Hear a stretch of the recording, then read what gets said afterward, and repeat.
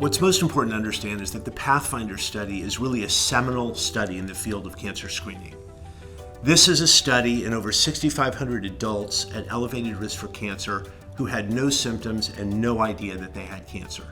They entered a screening study, so they received their usual standard of care screening tests like mammography and colonoscopy per their usual schedule, but we added our multi-cancer early detection test. And we looked at the implementation of this test in actual clinical practice. And what we found was truly remarkable. First, we found that the addition of our multi-cancer early detection test to standard of care screening more than doubled the number of cancers found in the population.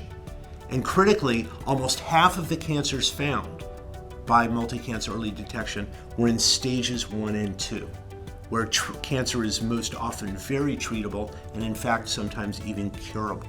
And so what doctors often ask me is, if you do find a cancer signal, how do I know what to do next?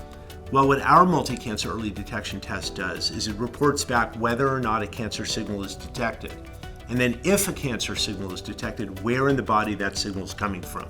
So you as the provider know exactly what test to do next. So what we've learned about our MCED test through PATHFINDER is that the addition of multi-cancer early detection blood tests to standard of care screening can dramatically improve the number of cancers found in any given elevated risk population. And this gives us an opportunity to find more cancer in their earlier stages when they're more effectively treated and potentially curable. And only then, when we can find much more cancer in the population in its earlier stages, will we actually have a shot to bend the cancer mortality curve. Based on a clinical study of people ages 50 to 79, around 1% are expected to receive a cancer signal detected result, which includes predicted cancer signal origins. After diagnostic evaluation, around 40% of people are expected to have a confirmed cancer diagnosis.